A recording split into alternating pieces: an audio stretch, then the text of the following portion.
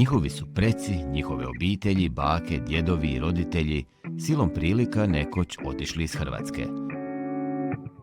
Danas, mnogo godina kasnije, potomci hrvatskih iseljenika polako se vraćaju.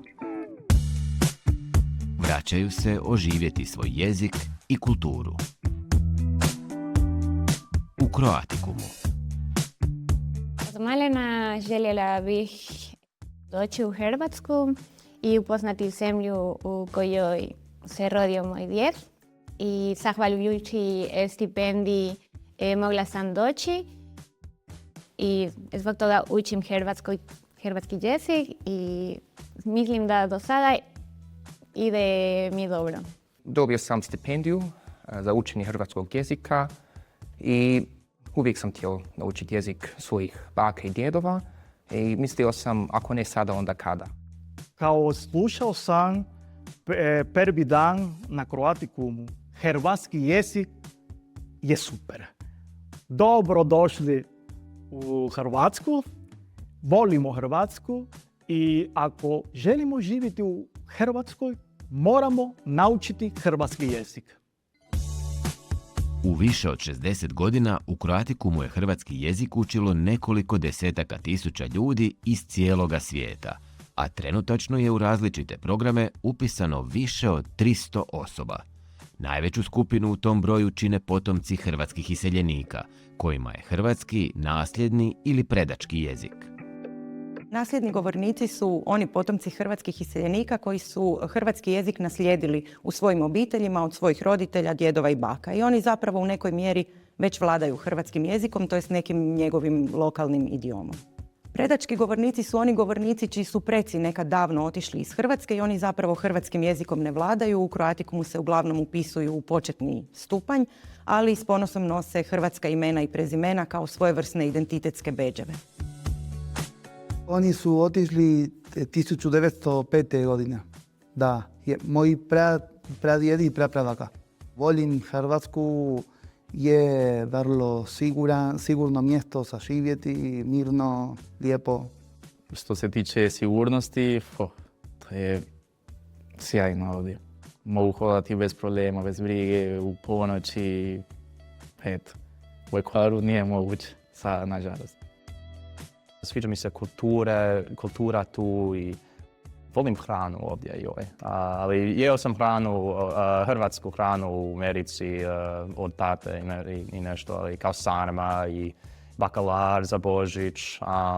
I znam o kulturi tu, ali ne mogu biti kao Hrvat ako ne znam hrvatski. Svi programi učenja hrvatskog jezika i kulture akreditirani su sveučilišni programi. Croaticumov glavni program, semestralni tečaj hrvatskog jezika, pohađaju polaznici kroz 15 tjedana svakodnevno. Osim toga nudimo i intenzivne trotjedne tečajeve, ljetnu, jesensku i zimsku školu koje se odvijaju u lipnju, odnosno srpnju, rujnu i veljači. Nudimo i jednomjesečni tečaj tijekom semestra te individualnu nastavu koja se održava uživo ili na daljinu. Croaticum je u posljednja 2 desetljeća objavio niz publikacija, 6 udžbenika i vježbenica, gramatiku hrvatskog jezika pisanu na engleskom, fonetski priručnik, 2 monografije o hrvatskoj kulturi te 6 zbornika. Tu su i besplatni internetski tečajevi, a u izradi je i aplikacija za učenje hrvatskog jezika. Voljela bih svakako istaknuti da su djelatnici Croaticuma objavili 3 važna priručnika u kojima se opisuju razine hrvatskog jezika A2, B1 i B2. Zašto je to važno istaknuti? Takvi opisi postoje za velike svjetske jezike, ali zapravo su malobrojni mali jezici o kojima postoje takvi opisi. Mislim da uvijek je važno vježbati i razgovarati s hrvatskim ljudima. Ljudi su ljubazni, da kažem da ja sam iz Perua i imam hrvatsko podrijetlo ili hrvatske korijene, oni su, ti si naša i oni kažu kao, jako dobro pričaš hrvatski i onda ja osjećam se dobro i za mene to je bio jako lijepo. Dobro, evo me u petom semestru. Onda, evo, na početku je bilo teško, ali ide. Nije loše. Može se reći da su lektori u Croaticumu svojevrsni ambasadori hrvatskog jezika i kulture, koji surađuju s brojnim institucijama, a ponajviše s Ministarstvom demografije i useljeništva. Za Ministarstvo demografije i useljeništva je apsolutni prioritet ulagati u programe kao što je Croaticum.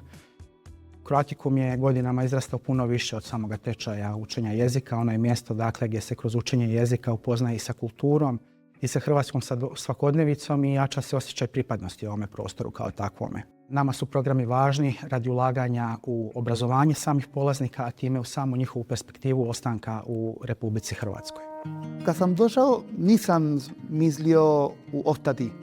Ja sam došao samo sa 6 mjeseci i poslije volim Hrvatsku i odlučio ostati. Da, planiram ostati u Hrvatskoj dugoročno, ali za sada pripremam papire da mogu raditi kao farmaceut u Hrvatskoj. Želim da djeca će živjeti tu za učenje jezika i za iskustvo. Ali sada mislim da moram se vratiti, nažalost. Ali u budućnosti, pa možda, Bog zna. Croatio iz duše te ljubim. I ovu pjesma je kao reprezentacija ne samo cijela Hrvatska kao država, ali također je reprezentacija naša krb, naše srce, naša domovina.